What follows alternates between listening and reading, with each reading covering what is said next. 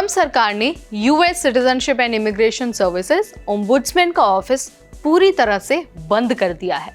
ये वही ऑफिस था जो हजारों इमिग्रेंट्स की वीजा से जुड़ी शिकायतों को सॉल्व करता था, जैसे कि H1B एक्सटेंशन में delay, OPT rejection, green card applications में एरर या फिर USCIS की गलती से अटके हुए केसेस।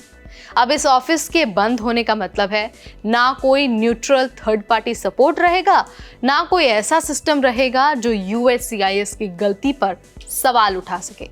इसका सीधा सीधा असर पड़ने वाला है H1B visa holders, international students और ग्रीन कार्ड एप्लीकेंट्स पर, खास तौर पर इंडियन कम्युनिटी पर। चलिए आपको बता देते हैं कि इंडियन कम्युनिटी पर इसका असर कैसे पड़ने वाला है, क्या पड़ने वाला है और इसकी डिटेल्स क्या है। Hi everybody, I'm Neha Upadhyay and you are watching NBT Tech Ed. CIS Ombudsman USCIS से अलग एक न्यूट्रल बॉडी थी। इसका काम था USCIS की गलतियों को पकड़ना और उन्हें ठीक करवाना। अगर H1B वीजा पेंडिंग पड़ा हो, OPT रिजेक्ट हो गया हो, बिना किसी गलती के या फिर ग्रीन कार्ड अटका हो, तो यही ऑफिस आपकी लड़ाई लड़ता था, यानी कि इमिग्रेंट्स के लिए एक तरह से रिप्रेजेंटेटिव था। इसने 2023 में 30,000 से ज्यादा लोगों की मदद की थी। बिना वकील के, बिना कोर्ट के सीधा समाधान मिलता था। अब आपको ये बता देते हैं कि आखिर ओम्बुड्समैन मदद करता कैसे था। एक इंजीनियर का जो वाकया है वो मैं आपको बता देती हूँ। उनका H1B एक्सटेंशन 11 महीने से अटका था। वो हर दरवाजा खटखटा चुके थे। जब ओम्बुड्समैन के वो पास गए तो सिर्फ 2 सप्ताह के अंदर अंदर उनका वीजा अप्रूव हो गया। इसके अलावा एक इंटरनेशनल स्टूडेंट का भी वाकया है जो आप सभी को जानना चाहिए। उनका OPT रिजेक्ट हुआ क्योंकि डॉक्यूमेंट USCIS ने गलत पढ़ा था। ओम्बुड्समैन ने केस को खुलवाया और स्टूडेंट की नौकरी और उनका स्टे दोनों बच गए। एक लड़की का बैंक एरर की वजह से स्टेम OPT रिजेक्ट हुआ। डेडलाइन निकल चुकी थी, दोबारा अप्लाई वो नहीं कर सकती थी, लेकिन ओम्बुड्समैन ने USCIS से बात की और उसी एप्लीकेशन को दोबारा अप्रूव कराया। अब आपको ये बता देते हैं कि आखिर CIS ओम्बुड्समैन इतना जरूरी क्यों था। तो देखिए, इस ऑफिस की सबसे बड़ी ताकत थी इंडिपेंडेंस। USCIS अगर मनमानी करता था तो ओम्बुड्समैन उसे रोक सकता था। ये कोई कोर्ट नहीं था, लेकिन इसके पास पावर थी सिस्टम को सही रास्ते पर लाने की। और अब ये आवाज ही बंद कर दी गई है।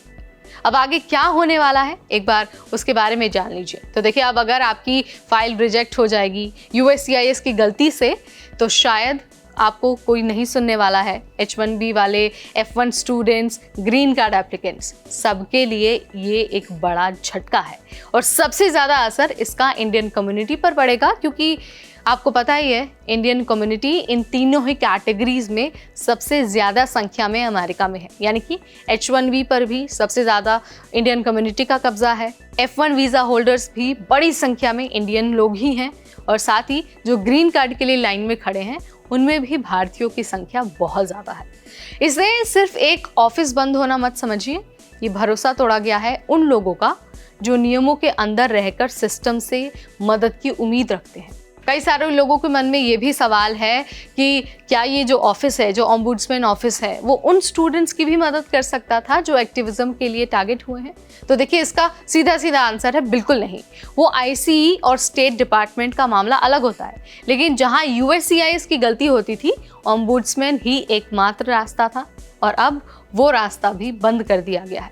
ट्रम्प सरकार का ये कदम इमिग्रेशन सिस्टम को और भी ज़्यादा अंधा और भी ज़्यादा बायस बना रहा है। अब अगर आपकी फाइल में कोई मिस्टेक होती है, भले ही वो USCIS की गलती से क्यों ना हो, भुगतान आपको ही करना है। आपको सुनने वाला अब कोई नहीं है। आप इसके बारे में क्या सोचते हैं? आपका क्या विचार है? क्या ओम्बुड्समैन को बंद करके सही किया गया है, या फिर आप जो भी मानते हैं, आपका जो भी पॉइंट ऑफ व्यू है, कमेंट के जरिए आप मुझे बता सकते हैं।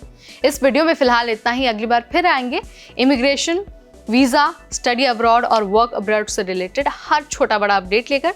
तब तक मुझे यानी नेहा को दीजिए इजाज़त। Keep watching NBT Tech Ed।